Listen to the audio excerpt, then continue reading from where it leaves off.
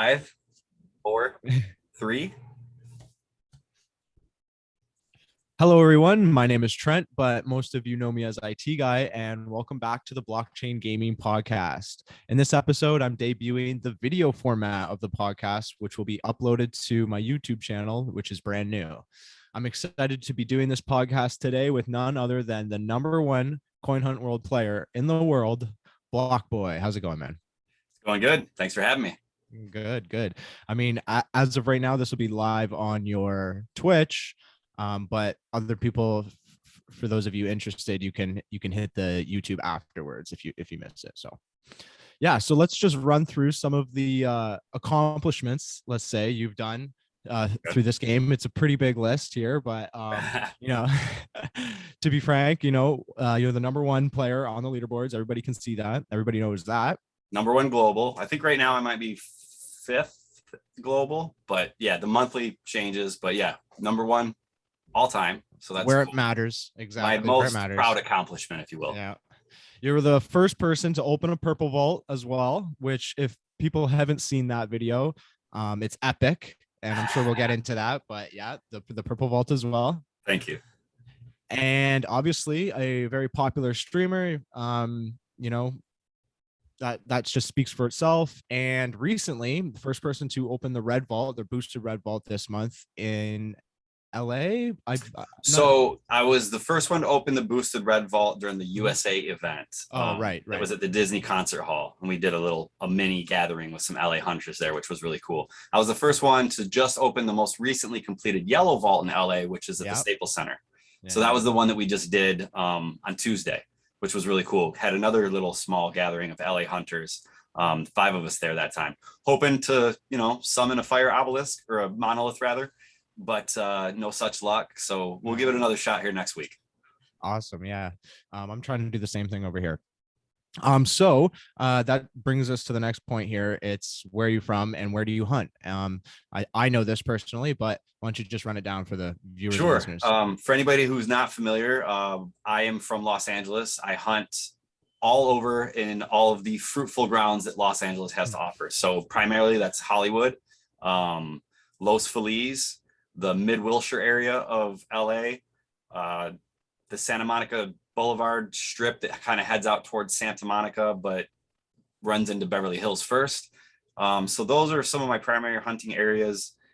So pretty much just all of these areas of Los Angeles that have been built up by all the local hunters. Right on.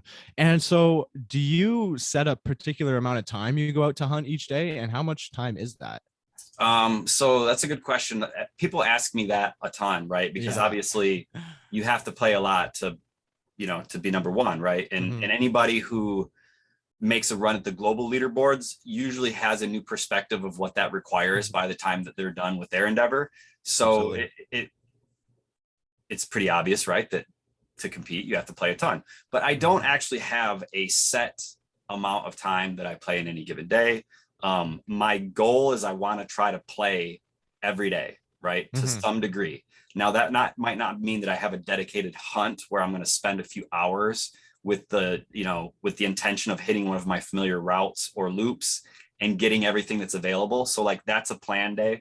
And those days like that are usually 4 hours or more. So if I'm doing like a really dedicated hunt where, it's planned out and I'm like, hey, I'm going to go here, then here, then here.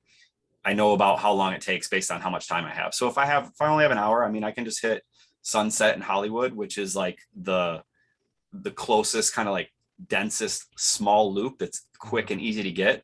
And the more time I have, the further out I can extend that because, Hollywood and Sunset go further than just in Hollywood. Sunset Boulevard goes all the way downtown LA. So I sometimes extend my hunt all the way into Los Angeles proper, like downtown area, which is really cool because it's growing all the time. But so anyhow, it's really like a non-answer to the question. Anywhere from just briefly while I'm going from A to B, if I have a busy day outside of the coin hunt world, which I often do. But if I have a lot of flexibility. So towards the end of the month, I would literally change my agenda to allow for me to go ham on those last few days of the month. I think we And can so those all might be attest like, to that. Yeah. yeah. I mean, I might be like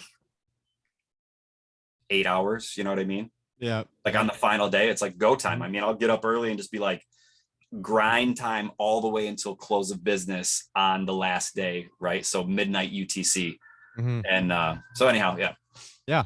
And I think we chatted about this a little bit, but do you have a particular favorite time you like to hunt? Because I know we chatted a little bit and we like to go early morning and Yep. then Yep. Yeah. but So my favorite time is all kind of based around like LA's traffic though also. So, Right. early morning and late evening are the absolute best times because that's Perfect. when you have the least competition for traffic.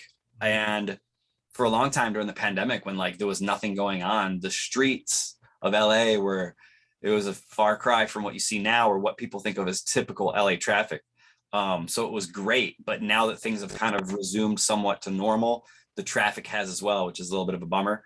And for a player like me, where the metro LA area is very massive, right? So some people don't understand how much geographic area Los Angeles takes up. So you couldn't so I have to use my car to get from, downtown to Los Feliz to Santa Monica, like this morning spoiler alert, my next immersive hunt where I did a handheld with the gimbal, I went and did the Santa Monica Pier, dropped a little bit of resin in their yellow vault, or their crane rather. It's not a yellow vault yet, but so anyhow, Santa Monica is a full, it's a 40-minute drive. So you know what I mean? If you're if I'm trying to squeeze a lot of hunts in one day and I'm doing it at like changeover time, not the best time, right? So going right around 5 p.m. Pacific time is like the worst time to hunt in terms of traffic, but it's changeover. So sometimes you'll find yourself like, oh, I only have 2 hours. So maybe I'll go this close loop and I'll do it at 4 and then it will reset and I'll hit it and double up at 5, something like that. But there's just so many different strategies that you can do. And I use different ones all the time. Yeah. Same. So how did you actually get into Coin Hunt World and how did you find this game? Yeah, good question. This is a good one.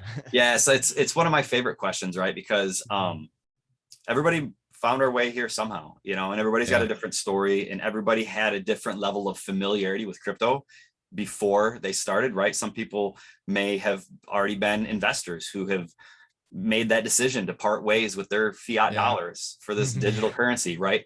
Other people might have gotten their very first Satoshi through this game, right? Yep. So anyhow, for me, I was already into crypto. And because of that fact, a very person who's near and dear to my heart knew about, one, I like crypto, and two, that I'm super into games. I love games. And so Princess Hyena was like, I think I heard of a game that's like right in your wheelhouse. And she told me about it and I was like, that sounds awesome. So I tried to like get right in, but I was iOS. So when I had found out about it, it was the very beginning, right? This brand new game.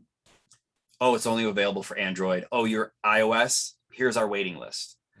So we signed up to be like on some waiting list or something like that, and then waited until it was released on iOS. And then she reached out to me again when she got like the notification, like, hey, it's ready now for iOS, and told me how to get it. And then after that, it was like, I mean, I didn't immediately fall in love with the game the way that I love it now, but it was cool. The concept was cool. It was very bare bones if you played in the beginning, but I quickly became very fond of the game.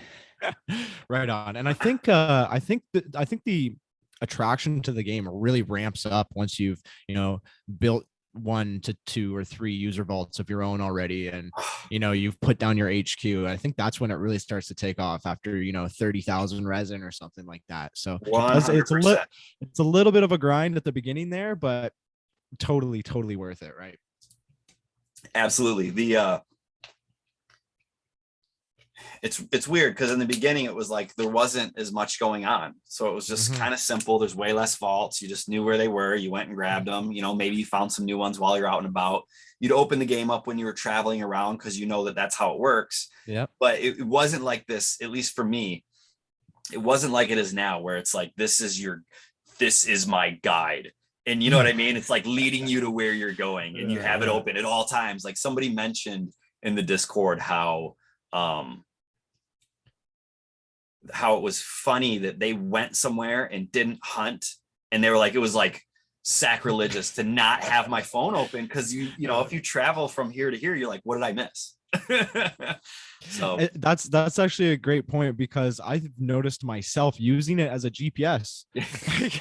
Like I don't open Google Maps anymore. I just open Coin Hunter World and see where the streets are. You're like, hey, I don't need it to tell me turn by turn. I just need a map. Exactly. Yeah. Exactly. Funny. All right, why don't we get into one of the biggest topics that's been buzzing around? Okay. Obviously we have version 1 out, which came with, you know, some UI tweaks. Yeah. Just a little bit of a colorful. I Yeah. don't know really what was added, but it wasn't a lot done.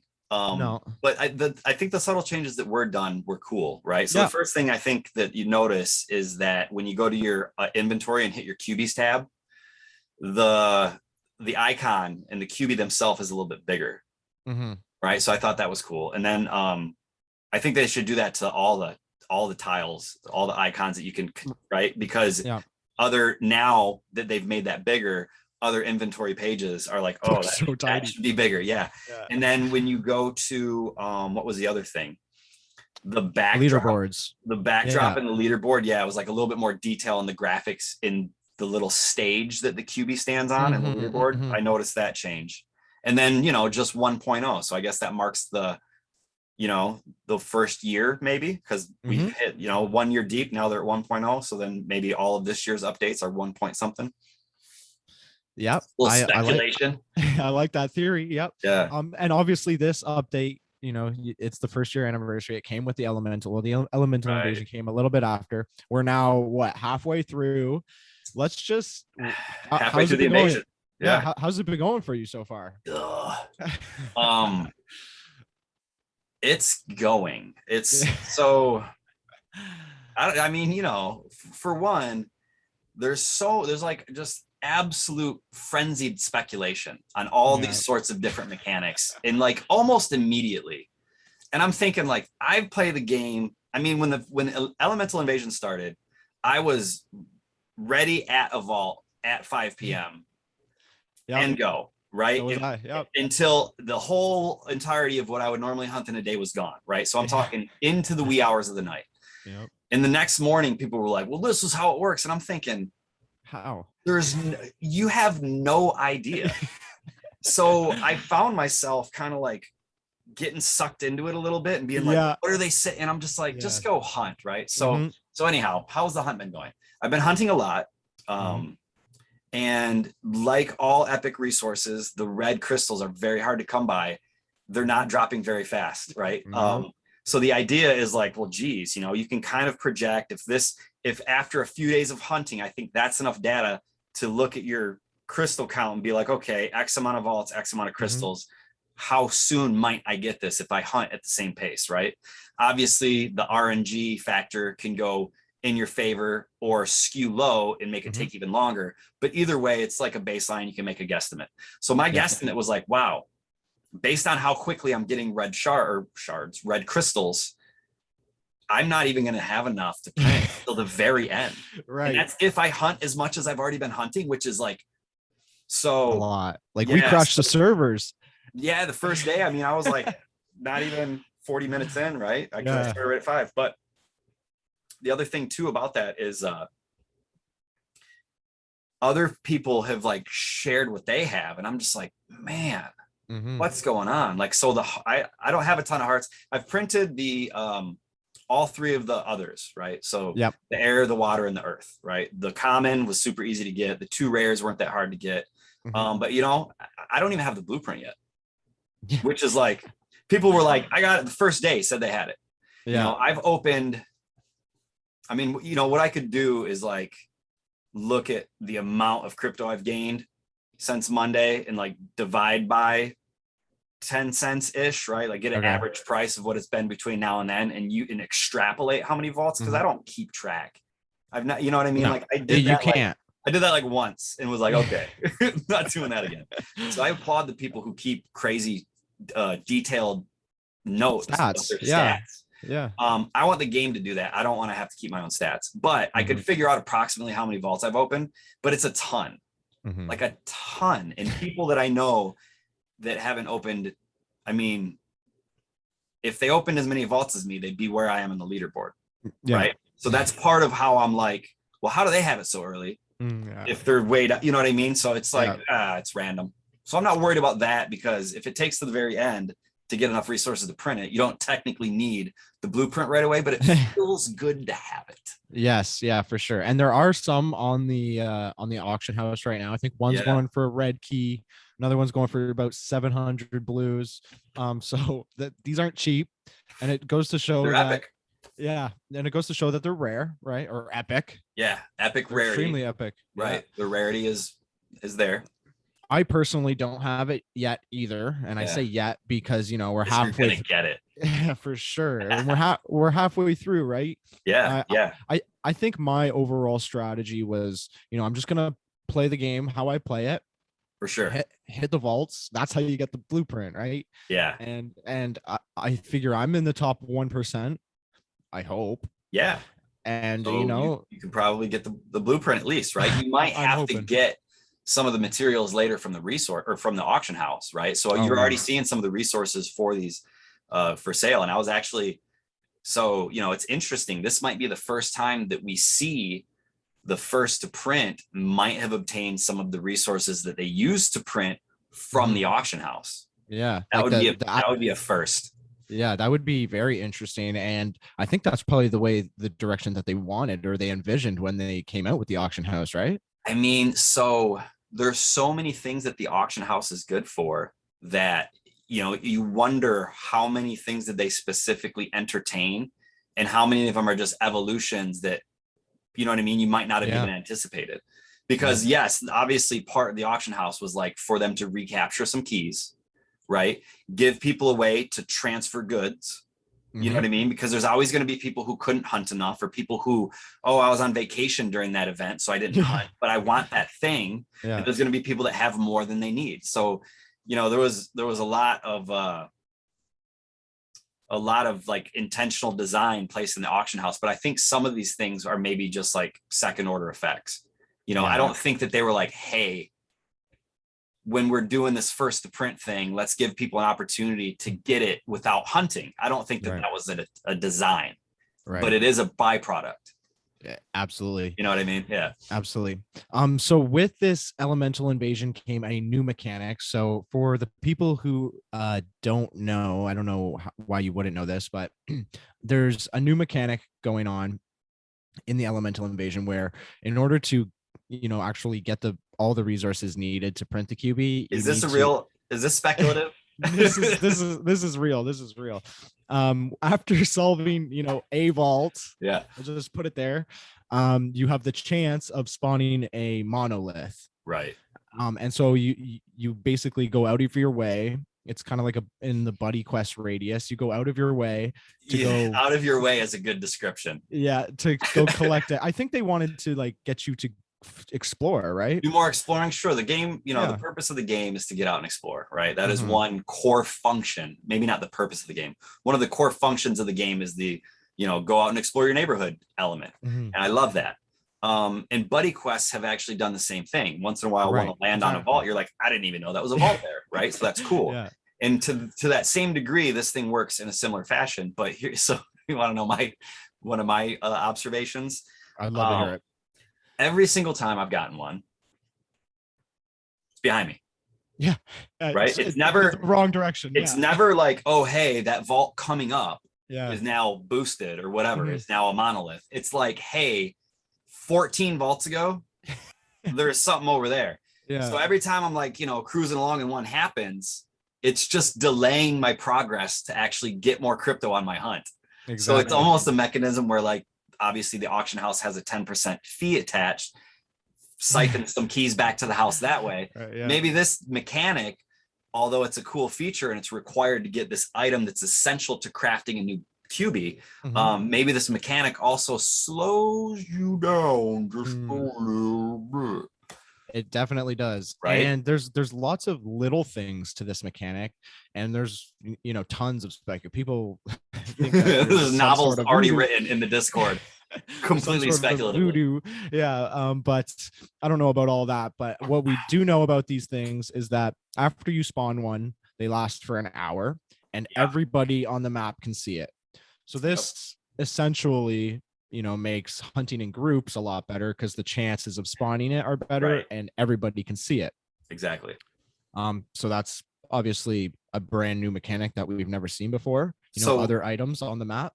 On that topic though, so like you mentioned how it's advantageous to hunt in groups because of this mechanic, and I completely agree. But just to add to that, one of the reasons why it's critical is because although you did mention when it spawns, everybody can see it, not everybody gets the indicator that tells you where it's coming from. So only the person who spawns it gets a notification saying that it exists. And again, since it's usually behind you, you got to turn around and find it. So and anybody else who's hunting, facing in the direction away from this monolith and not traveling in that direction is very unlikely to come across it. Right. I've never ran across a random monolith. I ran across one today on Santa Monica. Yep. Nice. It was cool. Nice. It felt like it felt like finding a $5 bill in your pants after you wash them. I was like, oh, what have I got? Right on. That's funny. Yeah. And it also makes you collaborate, right, with people around you. I've now there's a true reason other than doing a buddy quest and coordinating, hey, you're at yours, I'm at mine. The mutual hunt concept has never been something that there was any advantage to in the game until right now. So I love that. Yeah. I actually thought it was going to be something completely different, which we might talk about in a minute, but this is still cool. Yeah, definitely. And I think it opens up an opportunity for, other events. This mechanic's going to be probably used for the rest of the game. I think that's safe to say that, after it'll do different things at different times. For sure. Right. And so getting back to the monoliths, right? Yeah. You can only spawn one of these at a time. So not only does, it spawn behind you, but you kind of got to stop hunting for an hour because you can only spawn one of these at a time and they last an hour, right? Yeah, I mean, yes and no, right? Depending on how much stuff you have to hunt and how long you want your hunt to be, you may or may not wait, right? Right, yeah. But at the very least, it does alter a couple things. For example, if your intention is to spawn a higher tier monolith, which you can only do from what I understand, from a green or higher vault, right? Then you might only hit green vaults until you spawn what you were wanting to spawn. And then for that hour where you can't do anything, then you go back to hitting blue. Okay. And then when the hour's up, you go switch to right. So one, you have to take note of when that hour begins, right? Yeah. So that you can then hit green vaults again. So that's a pro hunter strategy. That one's free, guys. Pro hunter strategy on how, if that's the mechanic, to get as many of the higher tier ones as possible, because you're not accidentally activating a monolith on a regular vault, which is going to be like an air or, you know what I mean, a more common one. It might be rare, but the epic, from my understanding, has to come from green or higher. I believe that has been confirmed. Right. And so here's a rural hunter, pro hunter tip. All right. I know that some people hunt alone, and I'm sorry, this is not going to apply to you, but anybody who has somebody else to hunt with, take them with you and use that strategy, but everybody does it. Right. So if you got 3 people, you're all going to green vaults, because if you're in a rural, you might only have 2 or 3. So each of you goes to the first one, you all hit it. If nothing spawns, go to the next one. Same thing, nothing spawns, go to the next one. Hey, and if it doesn't spawn, maybe you don't get one that day. But then at least you have all 3 of you hitting all 3 of the vaults that could potentially spawn it. So you're giving yourself the highest odds possible to get that, you know what I mean? But yeah, it's been interesting. I'm kind of disappointed that 5 of us got together and all hit that yellow vault, and it was like, hey, what happened? Nothing. Absolutely. Well, it's funny that you mentioned that, because throughout this elemental invasion, we've been receiving in-game messages, right? And these in-game growing messages, stronger. What is the elemental invasion is growing stronger now. They're just, as there is with everything that happens in the game, there's a ton of speculation on what this means, right?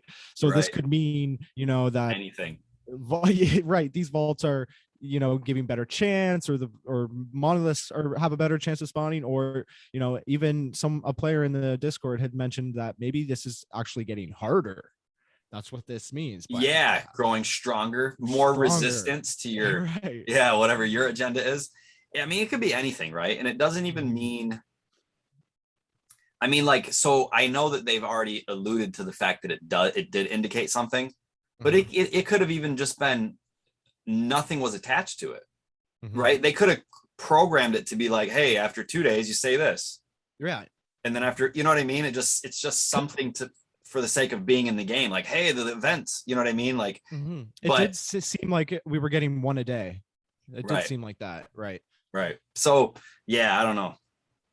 I want to know, like, I know that they were like, hey, there's this thing and you guys it's a new mechanic. You guys kind of got to figure it out. And that in part was why so many people have such wild, attempts at solving it so quickly. But maybe they just could do us a solid and like sell us a little bit more. Like, come on, guys, give us a little bit to go by.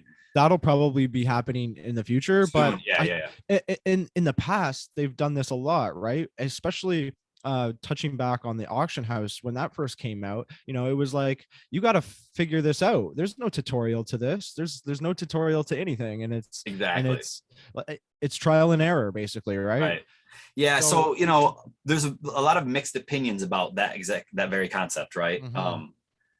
There is like, it's you can't please everybody, right? So there's some games that kind of handhold you a little bit and they walk you through it, or games that are really complicated that they at least show you the basics so that you have the mechanics and you can navigate correctly. I mean, like, let's think about some of the console controllers, and there's 12 buttons. Like, you got to at least have an understanding. This like it's touch screen. The user interface is pretty intuitive. You touch stuff that's on your map. It's not like, it doesn't take a lot to figure it out. Now, I do agree, though, some of it remains kind of like, nondescript, like making your HQ. Like, I hate the fact that getting a referral is tied to an action in the game that is not intuitive. Yeah. I wonder how many people I've referred that just didn't make their HQ within whatever the time frame is where they have to do it in order for that to be a linked referral.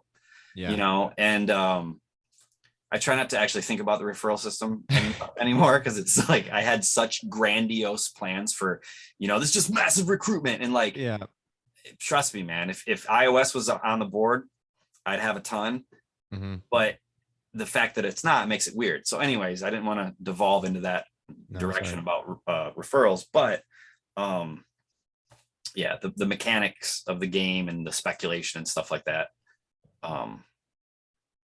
it's kind of the developer's fault. For sure. So they could give us more to go by, but I also like that they keep it. That was my ultimate point, was like, I kind of like that they do it that way, because at the end of the day, this is a game that gives people money, right? So I saw a hilarious meme. I think it was by Kevo Strings, and it said something like, this is the only game where you open up a vault and all you get is nothing but free money. Ugh. Oh yeah. It was something like, the only game where you can be upset that when you open a vault, all you got was free money. You're like, no resources.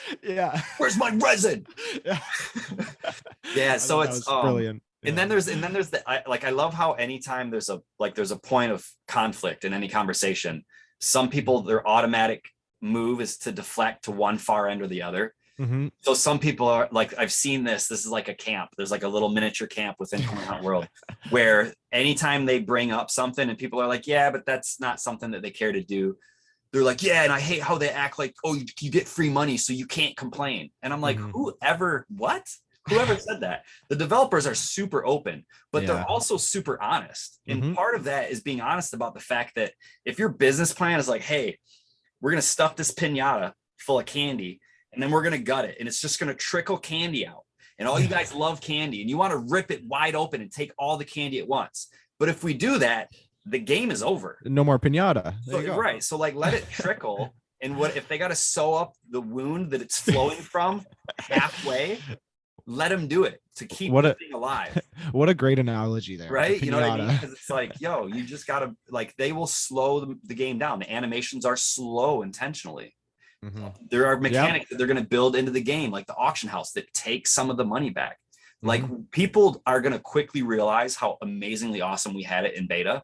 Because if there's a million people playing this game, they can't, I mean, obviously with that scaling comes sponsorships and advertising and a larger budget, but I just don't, I mean, if they can, they're going to make the rewards more. But I feel like the game will always, even if the rewards are more, the game is always going to have things built in that are designed to slow down the user from getting that free crypto. There was an interesting post kind of about that from the developers saying that, resin in the future, we have it lucky now building user vaults. So we have a discounted user vault right now at 10,000. Right. Right. What if the price could change, the number of slots could change, the cost to unlock a slot could change, anything in this game could change. And you might look back and be like, wow, I did get a lot of really cool things by burning being an early adopter. We got 5,000 free resin just for making an HQ.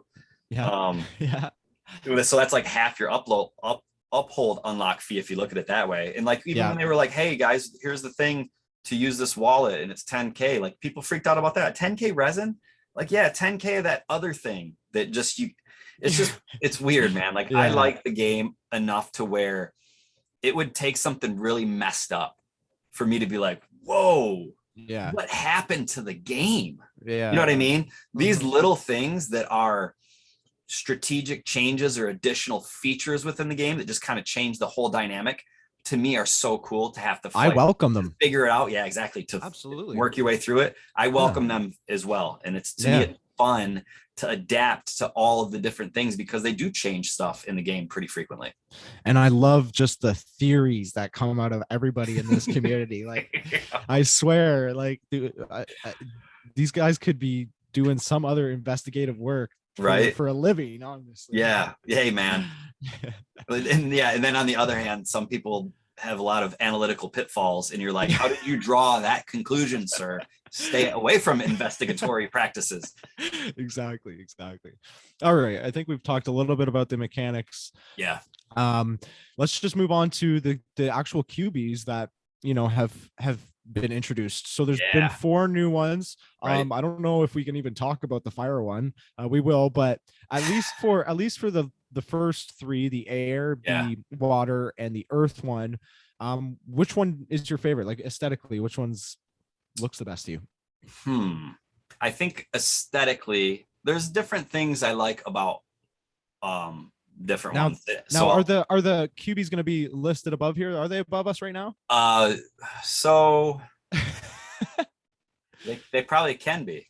Oh well, maybe right up here, somewhere like there. So let's go in order then, right? So air, I think air is one of the coolest looking. I love that he's like a whirling dervish. I love that he's got a lightning bolt.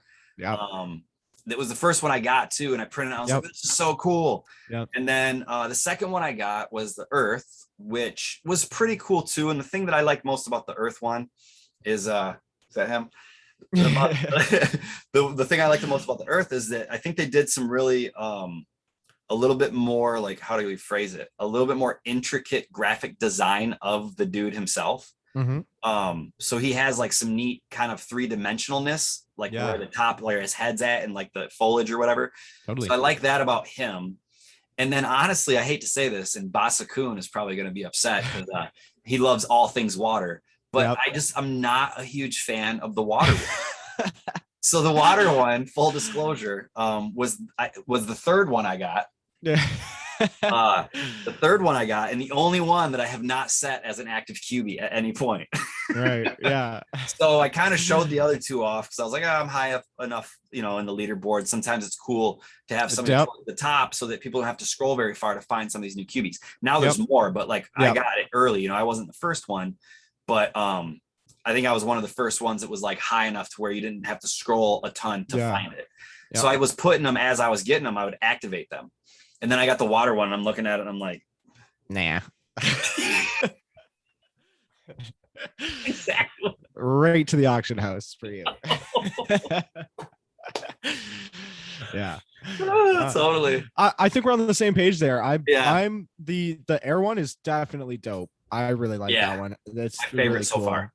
The Earth one, I especially like the animation where he's like, the trees, brings up the trees. That's really cool too. Right. The water one, is still all right, but it's cool. They drop 4 amazing QBs, but 3 are just super cool. We haven't seen the fire one though. Right. That's what's the most interesting, right? And we're halfway through this event, and we have yet to see the epic QB. But is this the most rare QB, or not the most rare, the most challenging to get? No. So when the Lunar New Year event was going on, and the epic was the fire dragon, which required both these fire and dragon scales. So you get fire and you get your dragon scales. The dragon scales was the hard item from that. And I remember it taking a long time to get. Now, this is the longest event that we've seen. Right. So I bet that the drop rate was adjusted a little bit to account for that. So it would make it last a little bit longer into the event for that thing to be completed. But it's not that far off from other epic resources, and they're extremely rare drop rates. Yeah, exactly. And I was talking to you a little bit about this before the show, but just now, the developers have released that the number one player the number one person with the most fire crystals, or going right into the game right now, fire shards, is 2,300 fire crystals.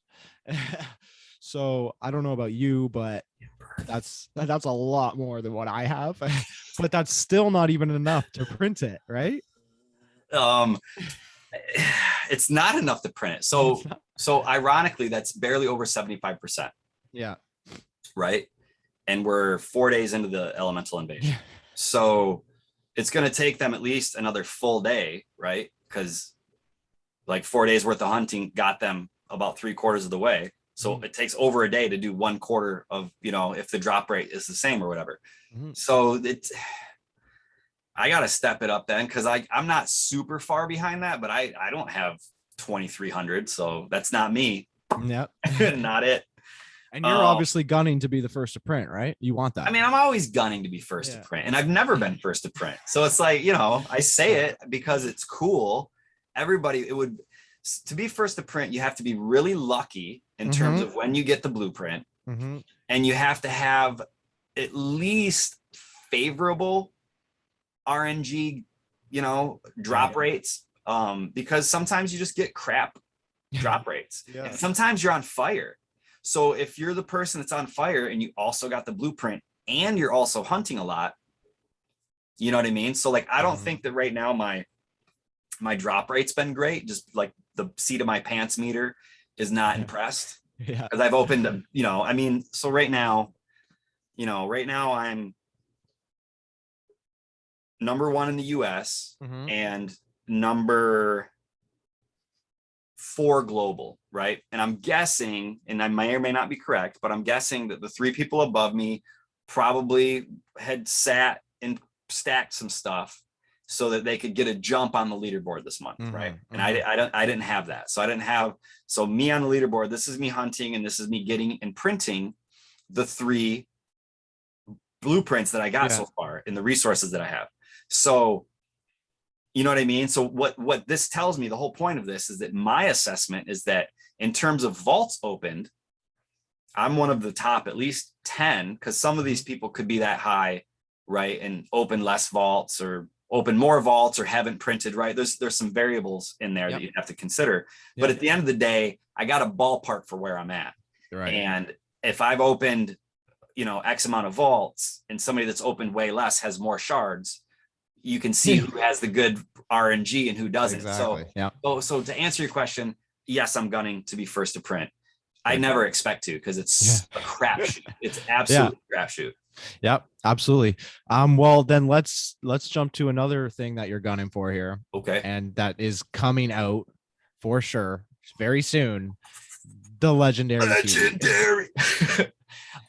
Yes, the leg, as I like to call it. That's the short form. Short form, right? Just capital LEG, man. Yeah, let's talk about the legendary. I'm so excited, man. I mean, I've been talking since I found out about it. I was like, of course I want to try for it, right? Like anything in this game, nothing's guaranteed. You know, Illusion Weaver once asked me, like, hey, do you think that how do you feel? Because I was like battling, you know, and they have the back end, so they see all what's going on. Yeah. Right. But he sees this battle unfolding and it's getting towards the end of the month. And he's like, hey, do you think that you have first place on lock? And I was like, never. Yeah. Never do I feel like I have anything on lock. So that's how I approach everything. So as far as the legendary is concerned, yes, like many things in this game, I'm gunning for it. And like many things in this game, as a very avid and accomplished player, I'm in the running. Yep. I'm not just gunning for it. It's not a pipe dream. It's not a, hey, it would be cool if I could do this. It's like, I am coming to crush people. Yeah. That, like, you know what I mean? Like, I don't care. I just want it. You know what I mean? And I'm doing everything I can to get it. So it's a little bit different, you know. Yes, I'm going for it. I think I have a good chance. Again, I don't know. I don't know what other people have at the end of the day, right? I think I have a very good chance of getting it. And if I don't get it, you know, worst case scenario is all those keys that I tried to use to get it are in escrow, and they come back, and now I'm just flush with keys and can do other cool stuff. You know, it's not a bad position to be in. I have no idea what the thing's going to be, though. And I'm wondering, and you might have some insight or at least an opinion or some speculation of your own, if you will.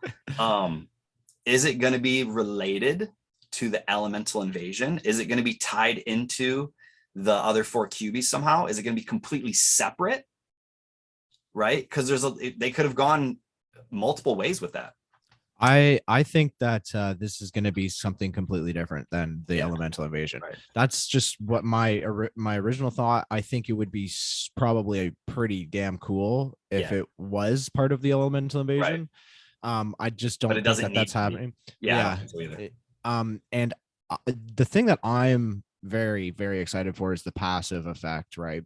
The legendary QB comes with a passive effect, which essentially, you know, gives you a leg up. On every other player in this game. Yeah, so you know that the fact that it has a passive buff, like so cool. You know, an effect, if you will, right? So this buff, as they call it, is going to add something to the player who has it, right? Yeah. What that something is, we don't know. So when you say it gives a leg up, it could. Yeah. Right. But then, so part of that, though, makes me wonder, do they give something that gives an advantage to somebody? Or is it something that gives you something that doesn't take away from anyone else? And what I mean is this. So I was thinking about it and I'm like, I'm trying to imagine what it could be. Right. Which is hard. All these things that could benefit. You're like, okay, like increased crypto is the first one that comes to mind. Right. 5% boost. Like, right. So if Bitcoin's at 50K and you get 200 sats, you're getting 210 sats, right? Yeah. Not a ton extra, but it's cool. And it's not something that's going to cost the developers a ton because it's only one person getting it. And if it's 10 sats at a time, like what, they get 30 extra cents a day. Congratulations for spending thousands of dollars worth of keys. It'll take you 10 years to recoup your value. Yeah. Just with the buff, right? Yeah. So crypto would be cool and it wouldn't affect anybody. You wouldn't like have an advantage. You'd just be getting something extra. Because the other thing that would be the flip side of that coin is I thought like, oh, it'd be really cool if it was like plus 10% resin. So if you get a 500 bonus box, it's 550. Yeah. But then I was like, well, that translates to leaderboard points. Yeah. And if it's somebody who, like, to get the legendary, you obviously have to be one of the most prolific players. Then you're going to give a player who already opens more vaults than everybody. And you know what I mean? So it's like, I already have to somewhat battle with the stigma that, like, because I'm the number one guy, that there's some kind of built-in mechanisms from the game that give me an advantage. Yeah. So if there was an actual thing that gave a person advantage and I got it, that'd be bad. Smoke starts coming out of people's ears. Yeah. You know what I mean? Yeah. And I have a problem with that because well, hold on. Don't tell me. Put it in the Discord. Right. There's a problem with that because this legendary blueprint is going on the auction house for $2,000 to start. And none of you have that. Like there's 5 players who are going to be in this running, maybe 10. I don't want to count anybody out. There could be some dark horses, but I think that 5 is closer to right. There you I go. think that 5 people can open the bid, and after 5 minutes, half of them are yeah. I don't have no more keys. Exactly. You know what I mean? So I think that whoever gets this should for sure. I think it should be amazing for them. And It should be, and cool. if it does give them a leg up, I think they've earned it over the past year of playing the game and accumulating keys. Yeah, for sure. The way I look at it is that whoever gets it, I hope, because I know how disappointing it would be, right, if I were to get it, right? But again, I'm not making any assumptions. So whoever it is, hopefully it's cool. And it's like you're excited for it, not like, oh, I just spent like my whole, you know what I mean? Like all my keys for this. You know what I mean? Like I hope that it's not disappointing. And especially if I don't get it, I'll feel bad knowing somebody else got something that was like, so if it's not cool, you know what I mean? But it's got to be cool. Like it's gonna be cool. This game is never disappointed for me. Exactly. Right. Like a change might be like, oh no, and it takes some time to adapt, but nothing has been like, well, that's just unacceptable. You know what I mean? Yeah. And I think baseline cosmetically it's gonna be so cool. It's gonna like some sort of animation, like golden. I don't know what's happening. I don't know either, man. Like it's gotta be cool. The animations are awesome. Yeah. And it's gonna be, I'm like looking at them right now. Yeah. Well, why don't we move on to something else that only a few players can do? Sure. So another something else that only a few players can do. Yeah. Welcome to the elitist blockchain gaming podcast, where only 7 people can even do what we're talking about. Exactly. Well, it's nice to get an insight on these things, because eventually lots of people are going to be able to do this. Yeah. But, I guess only me and Princess Hyena can say been there, done that when it comes to the vault, right? Yeah, and you beat me to it, but talking about the purple vault, obviously you've hit a purple vault and completed a purple vault, and you're the first player to do that. So why don't you just take us through like kind of what that experience was, because I know that you took a trip for this. I mean, that's pretty cool. But yeah. So I guess, all right, noteworthy things about my purple vault experience. Okay, so for one, like people get upset opening a green vault and getting a green vault question wrong and losing $1. I'm one of those people. Yeah. And if you've ever gotten like 4 wrong in a row, rage. You know what I mean? Like my iPhone is dangerously close to just being thrown somewhere, right? Yeah. So the first and most obvious thing is like the overwhelming magnitude of $1,000. Yay or nay? Okay, here it is. Is it something? Is it what the hell is that? Right. Yeah. So the enormity of opening a vault for $1,000 is real, right? So I'm a cool operator, right? I've done a lot of things in my life that are like kind of high stakes, where you have to be focused, right? You can't be anyways. My point is that I don't sweat a lot. But when I was doing this, I was like, you know what I mean? It was like, I don't know if I've ever been that nervous in my life. Yeah. Because it was more than just $1,000. It was like, it was thing. I was trying to make this production for the community to be like, yo, that event that they did was fun, but the purple vault thing was the cherry on top, right? So it was crazy. It was nerve wracking. I was trying to make a big production, and this was like when I just had the idea to stream. I was not, I don't even know if I can call myself a successful streamer now, but I do a lot better than I did when I started.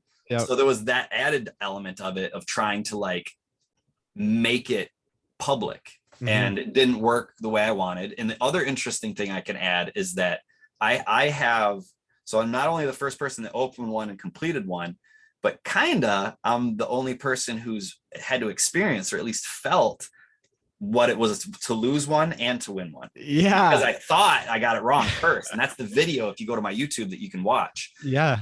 But it was wrong, and I got my key back, and I did it again, and I got the second one right. So out of 3 purple vault questions that I've seen, I knew the answer to 2 offhand.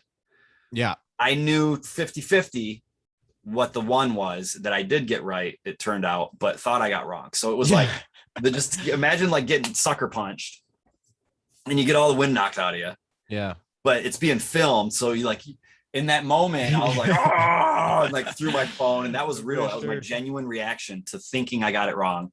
And then in 1 second, I had to be like, you're filming this. The whole Coin Hunt World community deserves better. And I just like popped up and I'm like, okay, here's what's next, guys. It was so weird. It's so cool how it all happened. So like, it's super exciting and it's dope. And I hope someone else gets to do it. And as a matter of fact, I'll use this as an opportunity. So if you didn't see my Twitch stream the other night, BlocBoi was in there. BlocBoi is another top player. I think he handed me, one of my many defeats on the global leaderboards recently where he was first and I was below him. But anyhow, he's trying to get enough keys through the auction house selling stuff so he can craft the purple and make it to Washington to open. And so I'm like, dude, team BlocBoi, man. I'm trying to support him, telling people, hey, buy those items and whatever else. I bet on one, I was outbid. I need something else to BlocBoi. That's a reminder. If you're watching this, send me an item. I need to buy it. Let's get you to Bellevue, open that purple vault. Cause it's dope. It's like a win for the community, regardless of who it is. I would have loved for somebody to be able to do it in Miami too, but the 1 or 2 people at the time who had the keys to go do it didn't make that trip. Right. I almost did until I found out that it was like $700 to get into the Bitcoin conference. I was like, maybe next year. So obviously the purple vault questions are all Coin Hunt World related. Right. So thinking back to when you were about to open, you were about to slide this purple key into the purple vault, were you like more or less, I know you were nervous, but were you confident that you would know? No, not at all, huh? Okay, so here's the thing, right? I don't know if I've ever publicly disclosed what I'm about to say. I didn't actually know.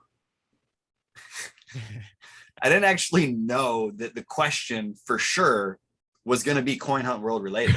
Right. I had people, there was Hawaiian hunters on the beach that I was like, can you guys help me Google this? Yeah. And they're kind of like, does he know it's not going to be on Google? Yeah. And I like didn't even pick up on it until afterwards. And I was like, so when you watch it, you see me pull it up and I read it and I'm like, where was the first one answered? And I say, ooh, that's a Discord answer. Meaning it's a community-based answer. So at the time, what you also don't see is I had a 3-way call with 2 of my most trusted friends and fellow hunters on the BlocBoi team. Exactly, right? So that was my live ops team on the internet, at their computers, on the phone call, but also in the Discord so that they could talk to the community. So there's a point in that video too where like the local Hawaiian hunters, they're yelling at me because I'm like, and they're like, it's Bellevue. And I'm like, yeah. So they hear me talking, but I'm talking to these guys. So I'm having them confirm because like, there's always a chance that if a answer is crowdsourced, that there's some joker that's like, fart nuggets, and they're like, fart nuggets, and you're like, oh yeah, I'm gonna lock that in. So I was like, make sure that that's right before I say it. And they were like, yeah, Bellevue. And I was like, no, I'm talking to them. So it was like kind of hectic and chaotic, but I had no idea. I wanted to have all of my resources at my disposal, right? For sure. People in the community talking, people watching at home, people on Google, people right there at the beach, because $1,000 on the line. I had to have a lot of different, but yeah, it was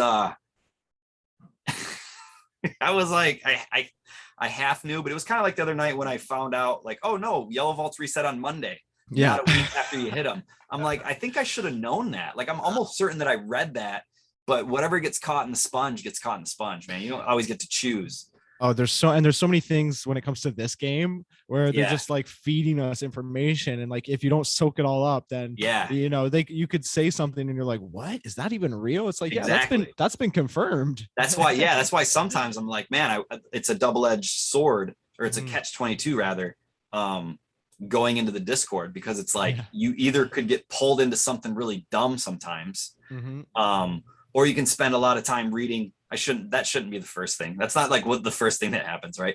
There's always a potential that you're going to get roped into a conversation where, the aha moment never comes, right? Like there's no nugget that you get after using your brain cells. Um, or there's just so much information that like it's too time consuming to try to sift through it all to see if there's something that you missed. That's why your podcast is awesome, because you summarize it every month or every week, right? Very, very useful format, sir. I applaud you for that. Trying my best. But yeah, it's like, you can't always get it. And so like you said, sometimes you hear something, you're like, is that a thing? They're like, yeah, Illusion Weaver just said it. And you're like, what the how did I not know? I'm always the last to know. Yeah. Yeah, well, that moves along to the next purple vault that's happening. So there's a purple vault active and live right now as we're talking. It is actually in Bellevue. It's in Bellevue, Washington. The location. So here's another segue back to my purple vault question. The first question was, where was the first vault answered? That's the reason that Illusion Weaver said it was a historically relevant place near and dear to Coin Hunt World's heart, because the third purple vault in Coin Hunt World history is where the first vault ever opened in Coin Hunt World history was located. That was a whole sentence. That's good. Yeah. So on that note, Trugoy, get it, right? Who else can get it? I mean, I guess there's a possibility I could. Right. So that segues me. Are you gonna try to go after this? I know this is only happening right for the next 4 days or whatever it is. Yeah. So the purple vault exists for the entirety of the duration of the event. So it'll be there through, what is that, the 15th at UTC midnight or whatever. So 5 p.m. Could I get it? So I'm not gonna lie. Every time there's been a purple vault, one of the first things that I do is I sit down and go through the logistics of whether or not that's something that I can do. Because it's always like, yeah, man, I want to go. You know what I mean? Of course I want to go do it. Like I was this close to going to Miami. And as I was researching, because that's one thing that's a little bit unfortunate sometimes with the timing of their announcements, is that, we don't know what the event is or exactly the details or where something's going to be until they tell us. Yeah. So it's like your flights are always a little bit more. So like that actually worked in my favor with Miami, because as I was doing some of the logistical stuff and looking at flights and looking at hotels, and I'm looking at like the location of where the vault is, right? Because it's this Bitcoin conference. So the conference is at this conference hall. And I looked that up and I'm like, I don't actually know much about the Bitcoin conference. So I'm gonna start reading about it. And I was like, oh, interesting. It was supposed to be in LA. And because of the pandemic, it was moved to Miami. Right. Thought that was interesting. But additionally, got to the screen where it was like, oh, I'm thinking it's something like a Comic-Con, right? Where there's a cost for entry, but it's not like exorbitant. These are Bitcoin guys, man. Yeah, they got money. It was not cheap, so I opted out of it. But the next year's Bitcoin conference, if you buy your tickets much earlier, you can get a good deal. Way cheaper. Yeah, so I might actually go to next year's Bitcoin conference, but we'll see. So then back to the Bellevue vault. Yeah. Could I get it? I could. Have I looked? Of course, I've looked. When would I go? I can't tell you yet.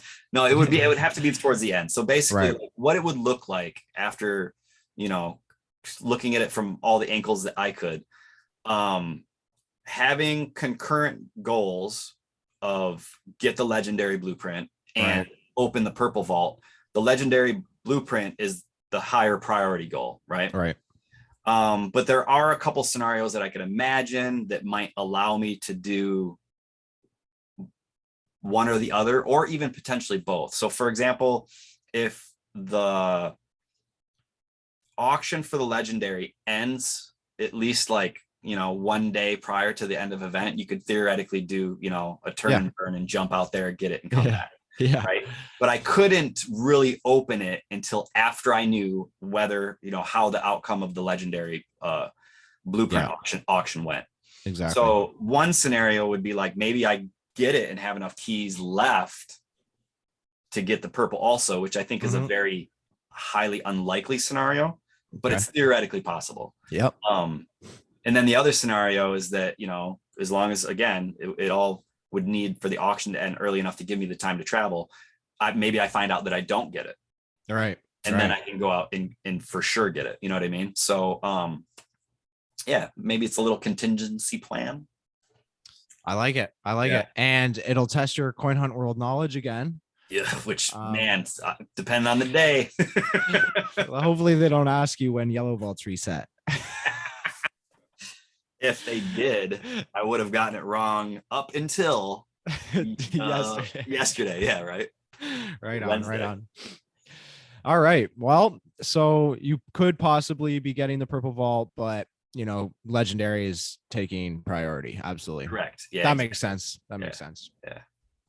So why don't we talk about kind of like leaderboards and what it's like to like compete for leaderboards. I know from personal experience that it's not easy, and it's well, maybe it is easy for the first week, and then right. The grinders first, the grinders, they tough it out, and it gets grueling at the end there. And obviously you've been number one a few times. This is for like monthly. So what are some of like the toughest months you had, and what are some of your strategies to take that first place?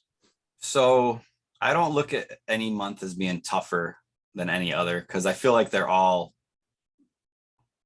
hard. Well, right? I had Smooshy on, and he was saying that each month it gets harder. I don't know. I don't know, because so here's the difference between, I don't want to phrase it that way. From my perspective, right? Having competed at a high level pretty much every month. Right? Since they came out with leaderboards. And that's another interesting thing. In the very beginning, there wasn't. And once they introduced that, it me as like a very competitive person, it piqued my interest. And I wanted to be like, well, how do I want to be on the leaderboards, right? But as a person who's competed, since the leaderboards existed, and have found myself high in the rankings almost every month, I don't necessarily think it has gotten harder every month. I think that more people are competing every month, right? So it's not like the ceiling keeps going higher. It's that, 3 people were in the musical chairs game and only 1 can sit in the chair. And then there was 5 in the game. And now there might be 10. So it's still only 1 person's going to get it. But if you're, you know what I mean, in the top couple, it doesn't feel different because you're down to the, you know what I mean? You're in the top. So I don't know. I don't necessarily feel like it's gotten harder. I feel like, 1, people understand the strategy required and the sacrifices required to reliably contest on the global leaderboard. So if you're saving up your prints and you're saving up your resin and you're ready with a bunch of keys and you're going to double dip when you can and you're going to crush it and you're going to go out and hunt every day, that's what it takes. But as far as like strategies, my strategy, I've always joked, is all gas, no brakes. I don't sandbag. I don't save blueprints. I literally, the minute I get enough resources to do a blueprint, I'll often deviate from my path and go to a print shop just to print it, because I want it now. Resin, I to a fault, I'm generous with my resin. And what I say, when I say to a fault, it's because, listen to this. I'm so upset. The most likely print that I could have been first to print was the Pirate Captain. Right? It ended up being Mom Loves You. Okay, I was traveling. I actually had a member of my family passed. So I was traveling for a funeral. So my focus wasn't on the game, but I had the keys to get it, could have done it. But you want to know why I couldn't print it? Because I was donating resin to dozers in the state that I was visiting. And I didn't have enough to print. And I went to the print shop and was like, not very many days where like a top player doesn't have enough resin. That's usually the one thing you're just stocked on, right? Well, so no, that's what I'm saying. What I'm saying is that I'm never stocked on resin. I have to deliberately, well, I can't say that. It all depends on this. If you have a place to spend it, then you don't, if you have an empty dozer on your path, if you have a crane to fill, right? Anything like that. And you have a stack of resin, then you're choosing to save it. Right. So you can do that. But me, it would be the opposite. For example, if I didn't go downtown for a few days and I hadn't seen any new dozers that I hadn't already filled, that's when I would accumulate resin. Yes. And every time there's a new player and they drop 4 user vaults, I'm like the Los Angeles Christmas or Santa Claus, because you might be like, hey, I wonder how long it'll take these to fill. I've only got 2,000 resin, and they plop them out and I see them and I'm just, and I'm just filling them. And then they come back the next day. Like, to me, how cool of a feeling would it be if you're a brand new player and you're stoked to go drop your user vaults and you're like, yeah, they got approved. And then you get a message that like, it's operational. You're like, what the hell? And so then you go see it and they're finished. You're like, yeah. Or at least I think. No, well, that's a good point for beginner players. Like, you should be dropping your user vaults. I think even if you, I made this mistake where I made sure I had 10,000 resin, would place a user or a flag down and then fill it myself, but so, that's a strategy. Right. So it's a strategy. Look, the game, Illusion Weaver says it often, and I always repeat him because it really is applicable to almost everything that you come into, everything you'll encounter in this game. Decisions must be made. There's choices. So choices must be made. Thank you. I think that's his actual quote. I paraphrase him. Make a decision, right? So choices must be made. So do you choose to maximize from one user vault the number of leaderboard points that you will get by filling it, right? Mm-hmm. Or do you want to maximize the vault density in your area as quickly as possible? So you place it and let anybody contribute to it, and you feed it as you get resin and hope that other people do too, right? Mm-hmm. So in one scenario, your user vault will be done a lot quicker, assuming there's other people local to contribute. Yeah. And then on the flip side, it takes longer for you to establish it, but you have a monopoly on the leaderboard points within that vault. Yeah. And I think new players don't really need to worry about the ladder. Right. 1,000,000%. My biggest advice to anybody is this: go hunt until you have at least 10 blues and make a green. Yeah. And then any blues you get beyond that one green, hunt with them. But if all you do your first day is have one green key, perfect. When you go home, build your HQ, then go out on hunt and do that again every day until you've unlocked all of your user vaults. And as you unlock your user vaults, place them as quickly as possible. Yeah. Yeah. Even if they're empty, and also critical point, place them away from existing ones. So you're not killing current vaults. Yeah. You're empty dozer, because that happens sometimes and you're just like, get on the Discord, you noob. Like, ask somebody. Yeah. I think especially if you're in a place where there's not many user vaults, you don't want to be sucking up the system vaults with that's just a bad move. Right. And even if it's like the most ultimately placed one where you're like, the placement's perfect, I just want that location, isn't 100 meters next to that location also a dope location if that's perfect? And not to mention, but if I see a system vault and then a user vault next to it, I'm not going to the system vault. I'm going to the user vault for sure. Right. So I think that's some good alpha for beginner players. Just follow that to a T and you'll be all right. And that also goes hand in hand with, if there's players who want to make a leaderboard push, it's very doable. Sure. It's like you don't anybody can do it. Absolutely. You can make top 10. Anybody can do it. It just, it takes planning. Mm-hmm. It takes a specific strategy. And it takes, like I said, it takes sacrificing for probably several months to accumulate the necessary stuff to make it viable, right? Because you could use the strategy and then only wait, like if you try to do it every other month, you're not going to get high. But if you did it every third month, you're going to get even higher. If you did it twice a year and you're like, dude, I'm going to be on the leaderboards twice a year, and for 6 months you plot and you scrape and you save and whatever, you're obviously going to have a lot greater chance of finding yourself on the leaderboard than if you do it every single month.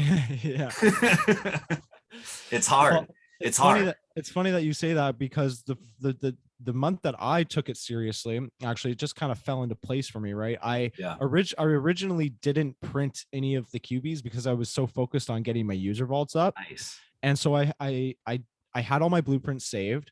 And then I planned the month that I wanted to do it. And actually, like 2 or 3 days before that month started, I got a buddy quest with a referred person. Nice. So I was like, hold up. I was like, hold up. we're gonna do this on the first of the month. You know, Yeah. I'm gonna get that buddy quest leaderboard Buddy points. I'm gonna quest get the points, referral leaderboard yours points. for the dude, All double the key. QBs, and you know, I was up there. I was, you know, number 1 to 3 for the first week, and that felt awesome. Felt awesome. It was enough.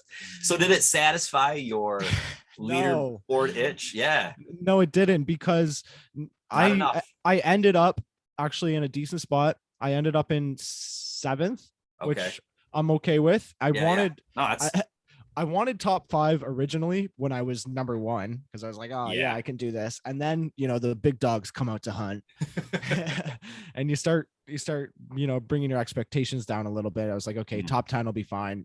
And, you know, I have a little bit of an advantage because, you know, I'm interviewing top players.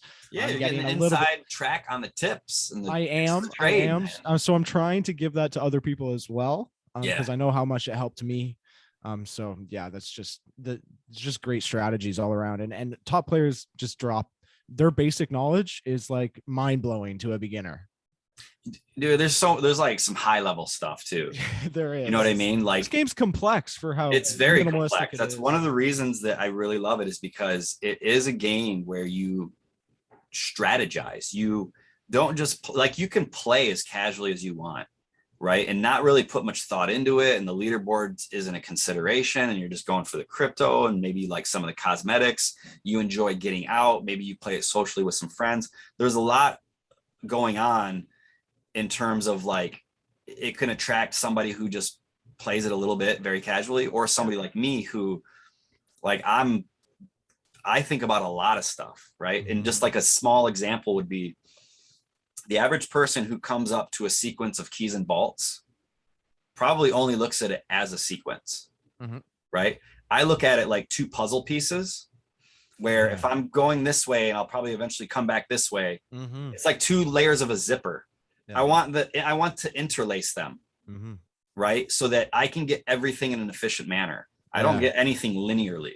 No. Right. So that's something that, like, people are gonna be like, what? Just get what you come. You know what I mean? I understand that though. 100%. I'm like conscious of stuff as it comes. So I'm thinking, if I get this key, will that jam me up for that vault? Yeah. Should I wait? Should I get the vault first and then hit the key later? You know what I mean? This stuff. And it's like, oh, that key's on the other side of the road, but that's fine. I'm coming back 3 hours later. You know, exactly. I know I'm going to grab that. Don't worry about that. Because almost all of my loops have some amount of doubling back. And only when I don't double back do I take the time to make sure that I'm stopping at everything. Because, you know, you can pass stuff like you said and come back and hit it later. Yeah.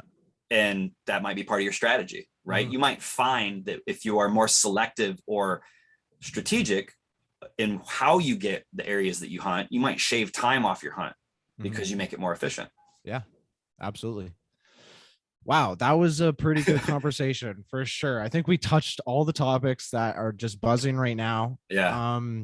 I usually do a player interview or like a questions portion. So do you just want to hop into that? I'll ask you a couple questions. Cool. I got a couple questions for you too, bud. Perfect. I was gonna ask if it was okay to open the floor for you to throw me a question. So yeah, for sure. All right. So the first couple questions I usually ask everybody. So I just want to keep it consistent. So my first question is, well, I know the answer to this, but I would like other people to know the answer to this as well. Is like how do you hunt? So it's a pretty vague question, but because I mean you could go a lot of ways with it, right? So I'll give you a couple layers of how I hunt.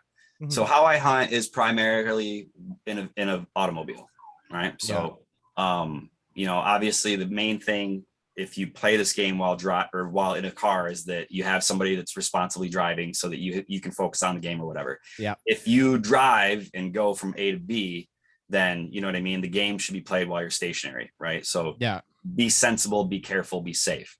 Having said all that, my preferred method, because I'm covering a massive geographic area, is by car or the BlocMobile. If you haven't seen it, I got a great electric car, all decked out with Coin Hunt World logos and my QR referral code, right? So it's a mobile advertising platform for the Coin Hunt World game.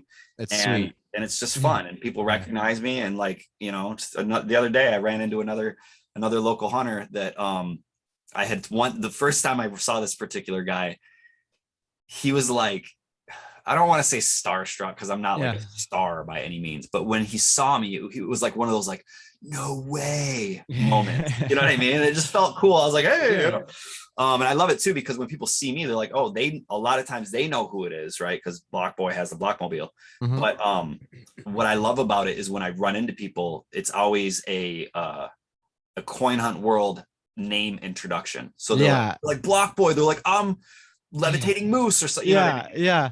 So it's really cool. That's really funny that you say that, because I used to be really big into competitive gaming, and that's how, like, all gamers do that, right? You have your tag that you go by online, and that's just your name. That's yeah, exactly. Yeah. That's your identity. Exactly. People will be like, so what's your real name? And I'm like, forget BlocBoi. Yeah. Like all you need to know me by is BlocBoi. BlocBoi. That's the most important part. There right. So I hunt by vehicle, but I also do on foot. Originally I started on foot, and you know what's funny is like a popular way to hunt has been by bike, and Smooshy is one of the famous, you know, prolific bike hunters. Yep. And my whole life I've always loved bikes. I've ridden bikes, you know, pretty much my entire life. So even as an adult, and that's the only way I haven't hunted yet, because I don't have a bike right now. My last bike was stolen, and I just haven't gotten a new one. But so that'll be something to come soon. So I've just recently started to introduce into my immersive hunts, the ones where I walk in a park or do something cool, or the Santa Monica Pier, which will be my next one, which is really cool if you've never been there. You know, it's famous because it's got like the Ferris wheel at the end. It's right on Ocean Drive in Santa Monica. I actually have been there. Cool. So you'll be like, hey, I was here, right? So it's fun for everybody, whether you've been there or not, because you're either seeing something new, or it's like a throwback to when you were there. So that's the next one. But yeah, I hunt primarily by car, and I guess I don't know how I hunt. Savagely. Yeah. Incessantly. I like that. That's the best answer I've had so far. Savagely. Right? Savagely. Right on. So this one's a pretty good question for you.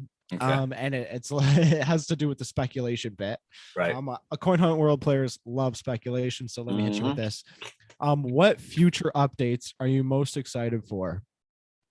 No, this doesn't have to be anything that's been confirmed, but it could also be like something that you think that is going to be added, or yeah. Okay, so I guess something that I'm most excited about is like the incorporation, or the, you know, the occasional inclusion of another coin, right? So another cryptocurrency. They did the Dogecoin, if you will. There's a big debate right now, which massive. So when they did that, it was really cool. It was just cool to collect something different. They talked about how, at least while they only have Uphold as a current export partner, that it's going to be limited to coins that they carry. So, you know, we know that they said that the Doge is going to come back, and they said they're going to work with other ones.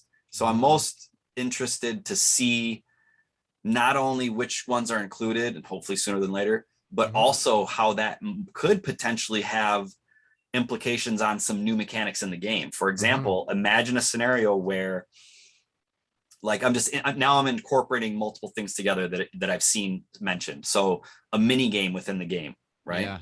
Yeah. So people have talked about how that would be cool. And I love games that have mini games within them. So imagine a mini game where the promotional coin is only offered through the mini game, right? Or you could even do something where you could toggle between traditional crypto mode, which is Bitcoin and Ethereum alternating like it does currently, or you're going for the altcoin. Yeah. Right. So some people like, just to diversify your crypto portfolio, it might be valuable to switch. Some people might be like they were with Doge. They were like, I don't want this. Yeah. People are so funny. And they were like, here, take $2 worth. And people were like, really? You had to give us this? And this is a cryptocurrency. These are not worthless. Yeah, for sure. They all have a value. The most ironic thing, and I actually think it's kind of a little bit of it's a little bit karmic. There was a lot of people that were like, not pissed, but not stoked that they were getting, though it was $2 instead of $1 from a green vault. People were like, as soon as it was done, they're like, I immediately transferred it, sold it. Yeah. And then like a week later, it went gangbusters. They were giving it to us when it was like 3.5 cents, 4 cents a coin. Yeah. And it went all the way up to 70 cents. Yeah. So I had this chunk of Doge from the game that when it was transferred to me, the value, right, that it was worth when I got it was now like 15 times more than it was. And I didn't rub it into anybody, but I just wanted to be like, so all you guys that really hated getting this coin, like, what are you thinking now when you hurry up and got rid of your $50 and it could have been a new PS5? Yeah.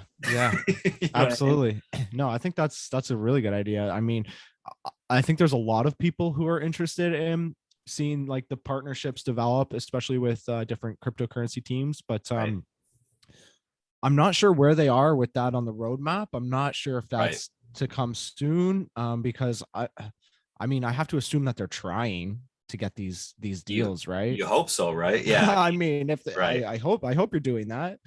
Yeah, I imagine that part of it is like this. It's kind of like, I guess I think of it somewhat in terms of my approach to recruiting people.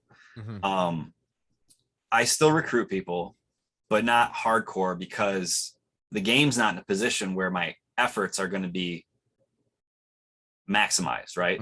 My endeavor might not be as fruitful as I'd like, given the constraints of the game. And I think that's the same thing that they're facing when they're dealing with the idea of getting token teams to invest. Until the user base is large enough to where that is an enticing offer to these folks, it's not going to be as easy to get them on board, and you're therefore not going to want to spend as much effort trying to make that happen. Because you're not going to want to like burn a bridge or burn out a potential token team by really forcing their hand at coming on board with something that has not elevated to not only what we would hope is a guarantee, right?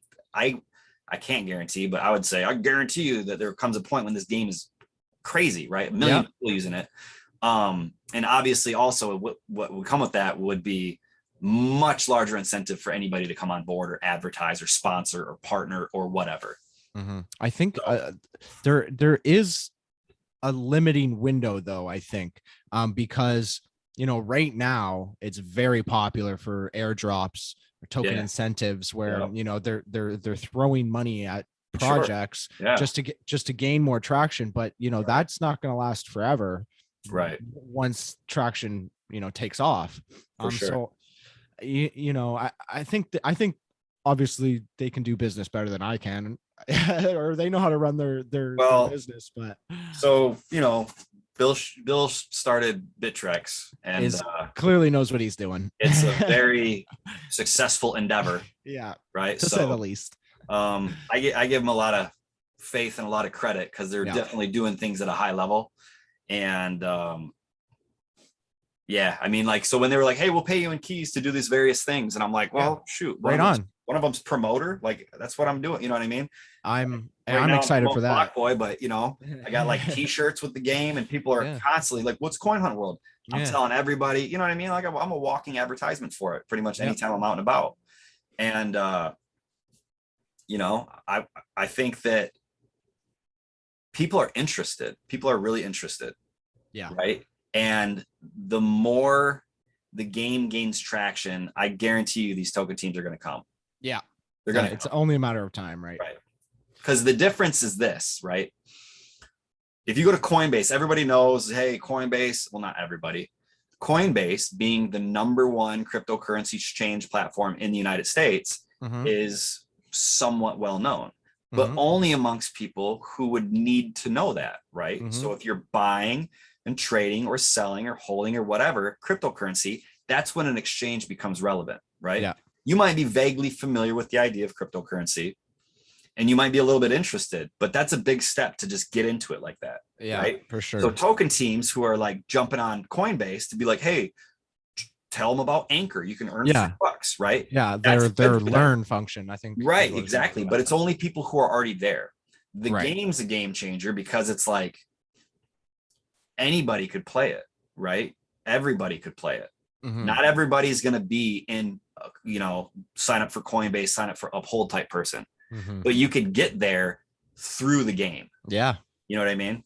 It's a vessel, I think. Exactly. Yeah, for sure. The vessel. So what sort of improvements would you say that Coin Hunt World would benefit from? Like what sort of improvements would you want to see implemented in the future? If any at all? Yeah, no, there's several. I mean, Yeah. I'm all for improvements. And in as Yeah. much as like I try to advocate for the game sometimes, and people think that I'm anti any criticism, it's like I have tons of criticisms for the game. I just don't Yeah. feel that, I want to always air it. Like, is my opinion of something relevant to the whole community where I'm gonna, you know what I mean? Like some stuff I just keep to myself because I'm like, oh, that's kind of, Yeah. Anyways, so I do have some that I would do for sure. Like one of them would be there's got to be more stats included, right? At the very least, there should be a stat page that tells me my by number and percentage vaults open by color category, right? Too easy. Right. It's in the back end. You have the data, give it to us, all-time running list. And whether and the cool thing is that once they do that, then they could create some notional leaderboards that you can make that are not reward based, but they're just, you know what I mean? Who has highest all-time percent correct in each of the categories. That would be cool. Just a feather in your cap, not something that will cost them, but something that adds to the dynamic, gameplay. So that's one. Stats. Two would be it's probably never going to happen. Two would be just to speed up the animations like a tiny bit. Oh yeah, because I swear they got even slower. I swear they got even slower. I was like, I have a friend who he's like, every time we talk, he's like, do these animations. And I'm like, man, it's so you can't just get them. Yeah, like, I know, but man, it's like, how long does it take a box to, you know what I mean? So, so I would speed that up a tiny bit. And then another one is something that they talked about, which probably will become a feature. It would be to make a mechanic where at the vault, I can choose to do a Twitter picture. Right. But the option user generated, user initiated, not something that takes any additional time, another menu you have to click on, therefore extending the whole sequence. It should be something that you can say, hey, and choose to prolong that sequence and add a picture into it. Because there's so many cool pictures that I'm just missing. And not to mention, but they do have the weekly Twitter challenge, right? And exactly. For this week, it's statues. I think it's statues. So you have to have a vault at a statue. Exactly. And it's got to have a Twitter box in it.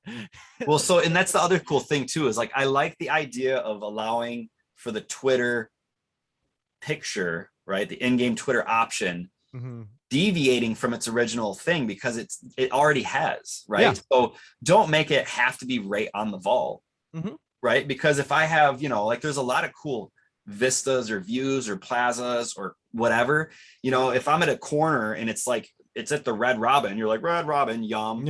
And then 20 feet down the road is like some dope graffiti.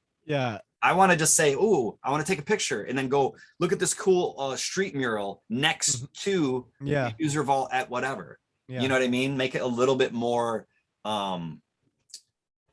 lenient. Right. All right. And I have Okay. You got another one? No, I want to know what you want to see, because you've talked to a large number of players and some of them are game developers. So you've probably got a lot of ideas yourself about what you'd like to see. What do you got? Wow. I've never been super good at the speculation side of things, but what would I want?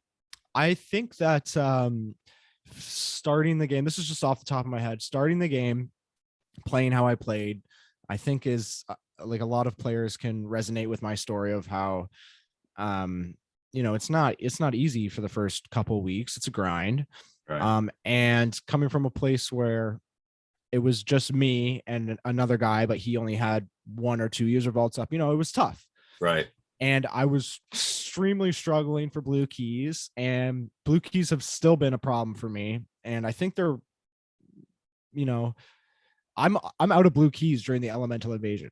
And like, this is a problem. So I think a great implementation that they could come up with is, the steps for keys, or like a certain amount of tracked, like it's a geolocation game, right? And they're really advocating for health benefits to it. I think a great side of that would be rewarding players for activity.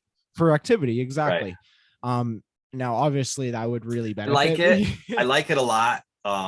as an idea. I really do like it. It would just be hard, I think, to implement. And that's not saying that it shouldn't be done. I just think of it like, that's dope. But if you're not doing that locomotive motion that the phone can sense as traveling, like if you're on a bike, does it do it? If you're on a bike where it's mounted to your handlebars, is that going to track what, you know what I'm saying? So I love the idea. I love the idea. I'm totally into fitness. And I think that was one of the things that I thought was the coolest about this game is like, I saw a use case where you could use it as an incentive to people to exercise, to get fit, right? and especially in a time where get paid to get fit, go on a bike ride, make money, go on a walk, make money.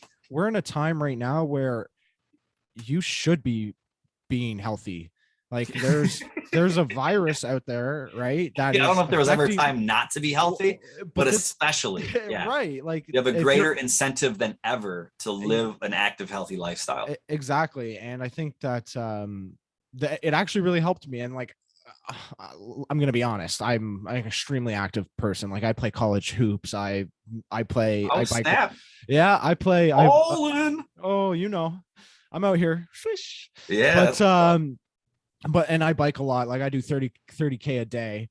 So I'm quite active, but I think that this game, especially in this time where we're all locked down, and in Canada, especially Ontario, where, we haven't seen the outside in a couple months, this game really helped. And I'm glad I found it when I did. Yeah. Because it definitely gave me an excuse to just get out there and start soaking up some sun like I normally do, but I wasn't doing because of what was going on in the world. Right. It's interesting how it had the effect of getting people out during the pandemic, right? Yeah.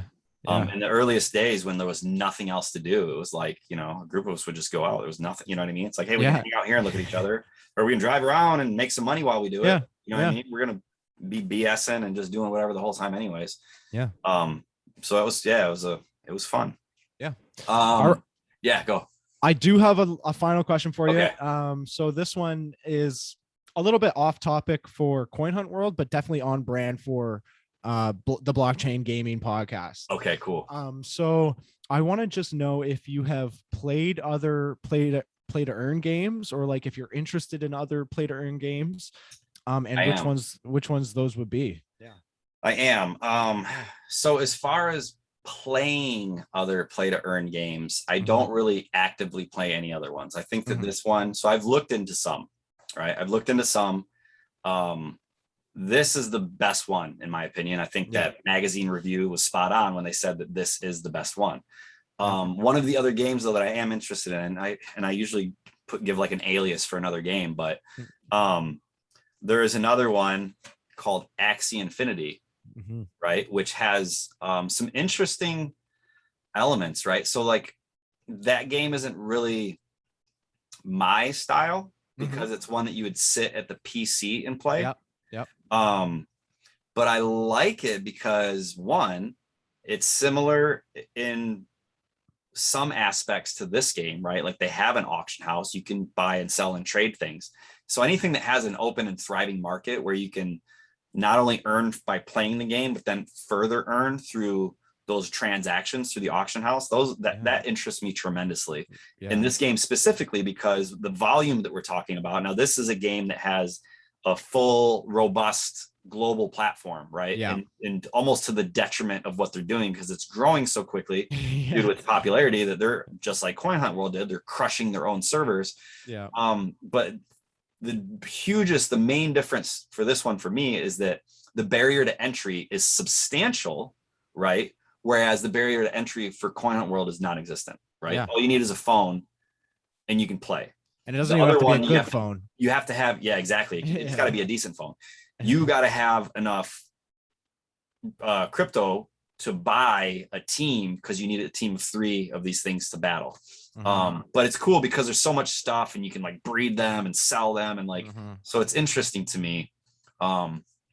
It's also hard for me though, as I've done my due diligence in regards to that game, it's hard for me to think that like some of my hard-earned crypto, you know what I mean, I'm going to throw it into this instead of leaving, you know what I mean? It's like, I think I'm still going to do it though. I just want to play it. It's an investment. Yeah, I just want to get them and like be like, well, maybe if I'm sitting and I'm bored of editing and I'm sitting at my computer, jump on and do some stuff with that one. Who knows? Like this game to me is still way more fun, and I wouldn't want to get super into a game that locked me in front of, even though technically this game kind of did that by what I'm doing, but like I wouldn't want a game that just sits me down and like now I become one of those, people that like there's 30 empty soda bottles around. They're like, only playing the game. That's funny. What about you though? Do you play any other play to earn? So I have looked at Axie. I know quite a bit about what they're doing over there. I'm like you. I can't get over the fact that especially in the bull run, they're $1,000 a piece. So I can't get over that right now. Yeah. I know there's some good like programs within that game where you can actually like rent Axies, which is very, very, very interesting. Right. But I have played another game called Gods Unchained, which it's like a card battler, which is kind of my style. I've played those games before in the past, and that one's on Immutable X, which is I've heard of this one. It's on Ethereum, and I don't really think their marketplace is all there yet. Right. But I'm definitely like still holding my eye on that one because I think that one has some good potential. I think Axie has some great, that one's already blown up. Yeah. Their marketplace has already transacted like billions of dollars of Ethereum. Exactly. Billions. I know it's pretty nuts. So, and this actually I have a follow-up question that pertains right to it is where do you see play to earn games in the future? Is there a spot for these games? Absolutely. I think it's obvious that there's room for them, right? Mm-hmm. And I think their popularity is going to go crazy because, I've mentioned this before. All games that I've ever played have always cost me both my time and my money. Yeah. I love the idea of only having to give my time. And I love it even more if all I give is my time and they give me money. Yeah. Right? So so some games you can play for free and they don't require a monthly subscription or whatever, and some of them do. And then so it's weird, like you have this full spectrum. Obviously I look at things as being like, when it comes to entertainment or hobbies or things that you willingly do, often there comes with a cost, right? Yeah. So you spend your free time doing what you want. Maybe you go hiking and it's free, but a lot of the time you're spending your money to enjoy your time recreationally. Yeah. So the idea that you can do something that's enjoyable, right, and spend some of your recreational time to earn is really cool because, it's almost like a side hustle. For sure. And not to mention in developing countries, it's a job and a lucrative job. Well, so it's funny because the Axie game, like there are people from some of these, more impoverished areas that like they're turning to that as an option for income. Because you can make more money than working a traditional job. So that's just crazy and shows you how broken our financial system is. But all the more reason to start adopting Bitcoin because spoiler alert, you can't print money forever. Exactly. You know what I mean? Like you guys know inflation. We've seen this pan out. Like there are precautionary tales. All you have to do is look at history. So the idea of something that accounts for that and is intentionally designed to not inflate and to keep its value, it's like entire papers have been written on it and people are like, what, huh? Yeah, we don't know how to do this any other way. It's like this is the future. I'm pumped to explore it some more. But I think that's gonna wrap it up. I think we've done an hour 40. So that's pretty good chat there. We talked all about the elemental invasion, all about your strategies, the legendary, the purple vaults. I think we talked about all the very interesting topics that we had. That being said, for people who are tuned into the live stream right now, stay around because we're gonna have a live Q&A. I don't know how long that's gonna last, but we'll entertain. Yeah, we'll play it by ear, see what kind of questions we have to field, but it'll be fun. Exactly. This has been great too. I don't know if you usually give your guests an opportunity to have like a hey, thanks for having me on type of thing, but for sure. When I first saw your announcement, like, hey, I'm this guy, right? Yeah. And you kind of talked about what you wanted to do. And I was like, that's really cool. I actually, in my mind, was hoping that somebody would kind of, that's one of the neat things about these games is there's room for other streamers. There's room for other podcasts. Absolutely. There's room for like whatever somebody wants to create. If you want to make merch, Like there is room for that. Like do it. So in my mind, I was like, I hope somebody has a, you know, like a podcast so that they can do player interviews and stuff like that. I love it. But anyways, I just want to say thank you for having me on, and also for, you know, basically like collaborating with me enough to where we could figure out a cool time and format to do it. Right. So this is new for your show. This is the first time that I'm doing one-on-one interaction or hosting anything else. So I think we came up with a cool mashup, and I wish you nothing but the best in all of your future casts. And maybe, you know, we do a version 2 at some point in the future. 100%. Thank you. I appreciate that. Absolutely. All right, guys. Peace. See ya.